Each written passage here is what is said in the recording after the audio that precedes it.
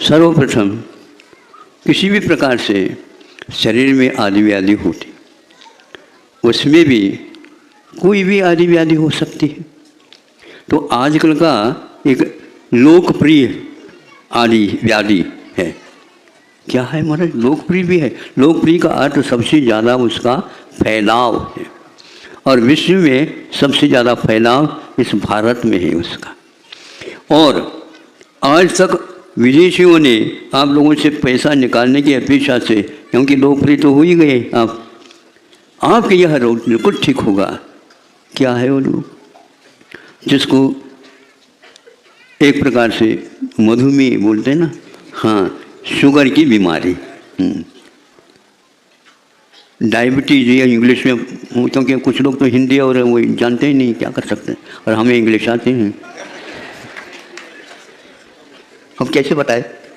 फिर भी उनका ये प्रचार आज तक सुना हमने भी, क्योंकि 50 वर्ष से यह व्रत लेना अपना काम तो होता, आते हैं इस प्रकार के लेते हैं। अब उसमें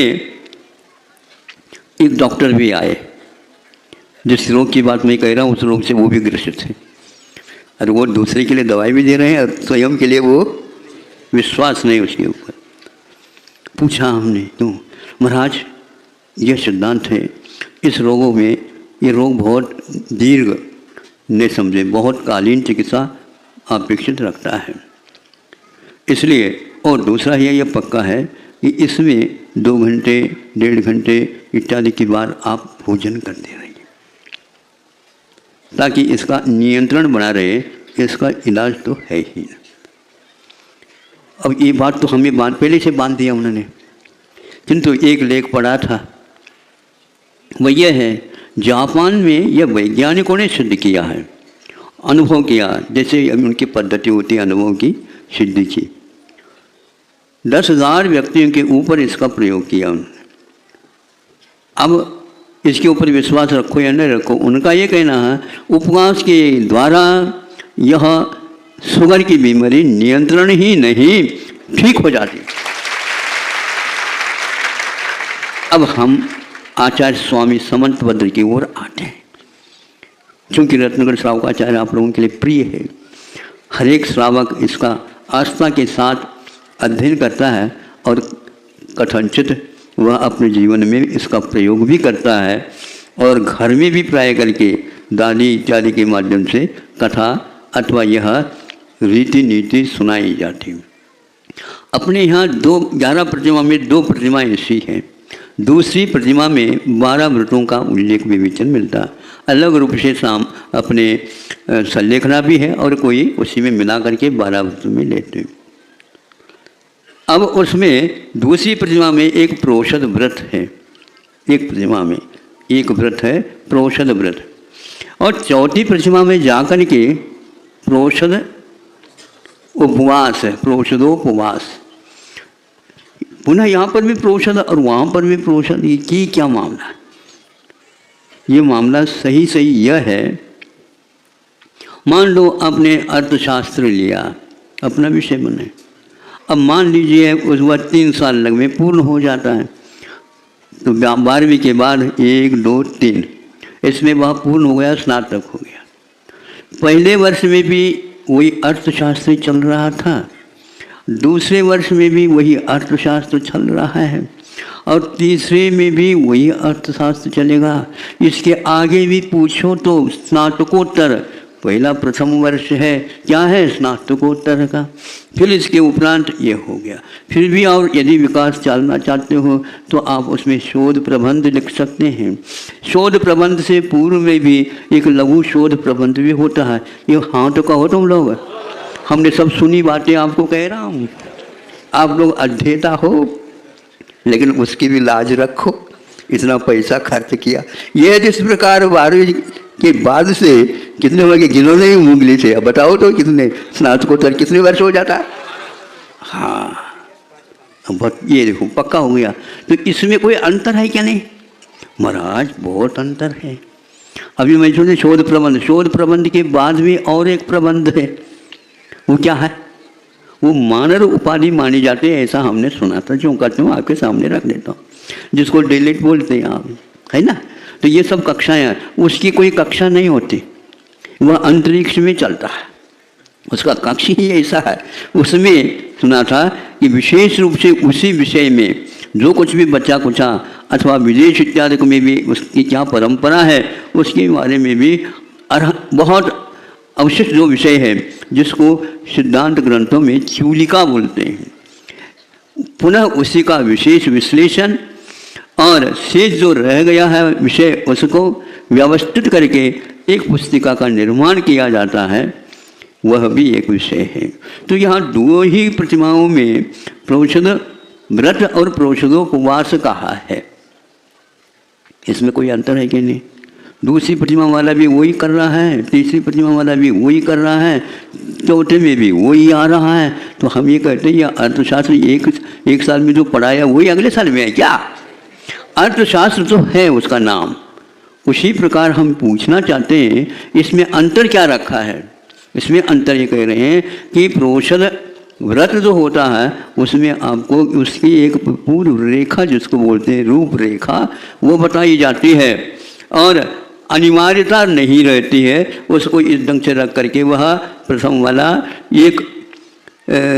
एकमात्र व्रत करके ही रहता है, आगे पीछे कुछ नहीं रहता।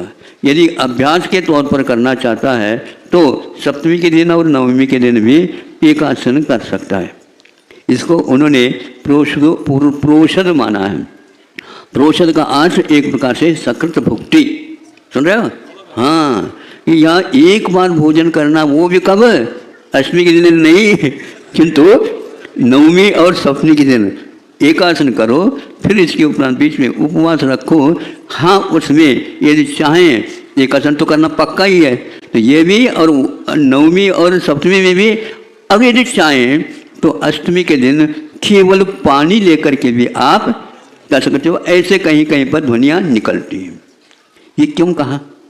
यूँ कहा, इसलिए कहा कि इससे रोगों का निष्कासन भी जाइए। आज तो हमने धारणा कर ली बुंदेलखंड में क्या कहते हो महाराज, आपने तो नहीं थी और हमने नहीं थी, हम तो साक्षी हो रहे किसी भी प्रकार से आपका ये रोग छूट जाए।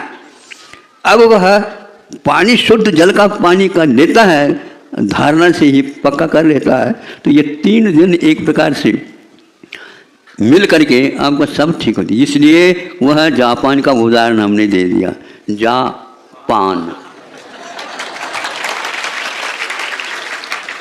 वहाँ पर भी आज चल रहा है, बहुत विश्वास के साथ चल रहा है। कुछ भी नहीं लो, सबसे अच्छा है, क्योंकि इससे शुगर नियंत्रित हो जाता है। आपको या रत्नगढ़ श्रावकाचार्य के ऊपर विश्वास है या जापान के ऊपर? वैज्ञानिक सूत्र है तो वही करो। हमारे आचार्यों ने पहले ही थीसिस लिखी और आज आप लोग पढ़ करके वही व्यवसाय करने में लगे हुए हो। अपने आप को निरोग बनाना है क्या? नहीं। हाँ, सैंपल की गोली आ जाती हैं, सैंपल में दवाइयाँ आ जाती हैं, सैंपल में अपने मरहम पट्टी आ जाती है, सारे उसी को खा लेते हैं और पैसा भी बचा लेते। ऐसा हो रहा है। भारत को हुआ क्या? ये पागलपन ऐसे क्यों हुआ है? वहाँ से पहले वर्षों तक तो उसका नियम का पालन किया, वह और ज़्यादा गड़बड़ में आया। वह रोग तो ठीक होगा ही नहीं, किंतु वह आपका मरण से तो बचा देता है, लेकिन जीते जी मर जा, ये हो रहा है। साइड में, इनसाइड में कुछ भी हो, साइड इफेक्ट क्या अर्थ होता है सुंदर जी? मतलब बूढ़े बाढ़े भी साइड इफेक्ट जानते हैं, हम पूछताछ करके जान लेते हैं। आउटसाइड कुछ भी हो, साइड इफेक्ट क्या होता है? अफेक्ट भी होता है और इफेक्ट भी होता है। समझ लो क्या अर्थ होता है। अब चालू कर दिया नहीं, यदि शुगर की बीमारी के ऊपर इसके ऊपर नियंत्रण ही नहीं, उसको ठीक करना चाहते हैं, तो आपकी धारणा के दिन कुछ भी नहीं बनता तो कम से कम केवल पानी लेकर के आ जाओ।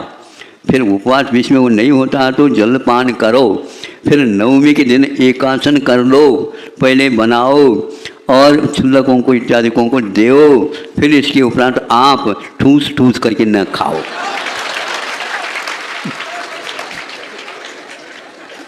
हमारी भाषा आपको समझ में आ रही? ओ, ये है भारत।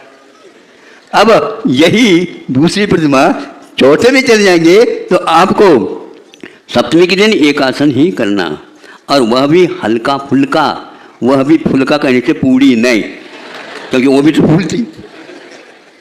हाँ, वो नहीं मिलेगा महाराज। नवमी के दिन भी कुछ नहीं मिलेगा, सप्तमी के दिन भी कुछ नहीं मिलेगा, और बीच में देवता आ गई, उपवासी देवता। कैसे उपवास करेंगे, शक्ति कैसे रहेगी? सब शक्ति बिल्कुल बढ़िया रहेगी, जैसे शास्त्रोक्त लिखा उसके अनुसार करेंगे, पक्का है। इसलिए शास्त्र के ऊपर रखोगे विश्वास तो सम्यक दर्शन साथ चलेगा। और दूसरी प्रतिमा की असंख्यात गुणी निर्जला ज़्यादा चलेगी। नहीं समझे? जिन्होंने इस व्रत को अंगीकार नहीं किया उसके ऊपर बैठने का आपको सौभाग्य मिलेगा। क्या चाहते हो?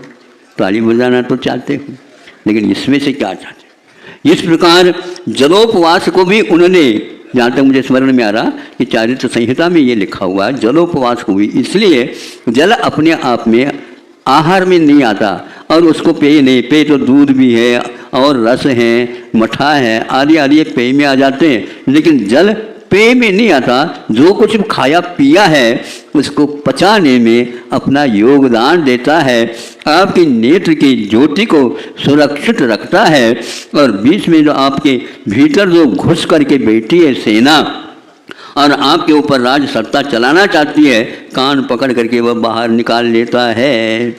लेकिन यदि मान लो भोजन आपने अति कर लिए तो वह पानी आपके लिए पूरा काम नहीं कर पाएगा। तो क्या होगा?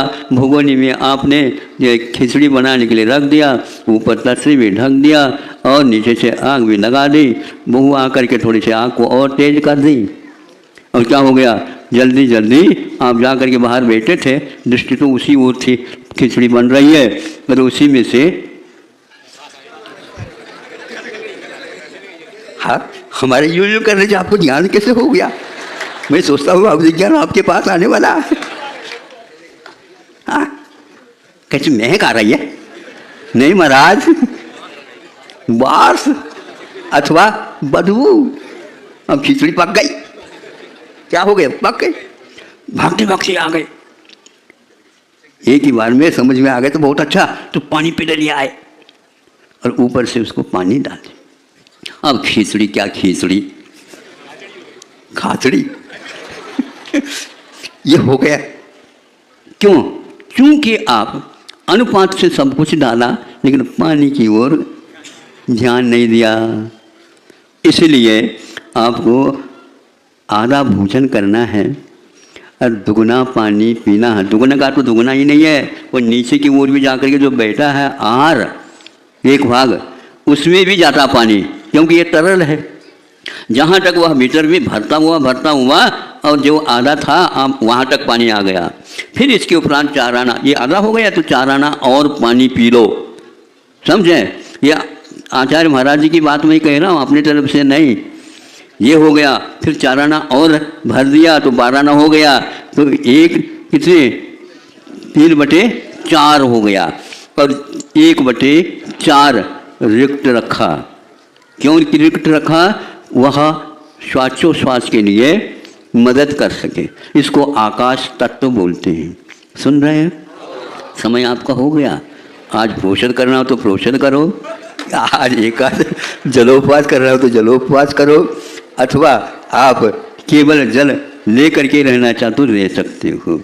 इस प्रकार आज आपके सामने कि एक प्रकार शोध ग्रंथ के साथ साथ हमारी परंपरा से आती हुई जो आगम की परंपरा है उसके ऊपर दृढ़ श्रद्धांड रख करके आप लोगों को ये बहुत अच्छा धन्यवाद है, क्योंकि आपने बहुत शांति के साथ सुना।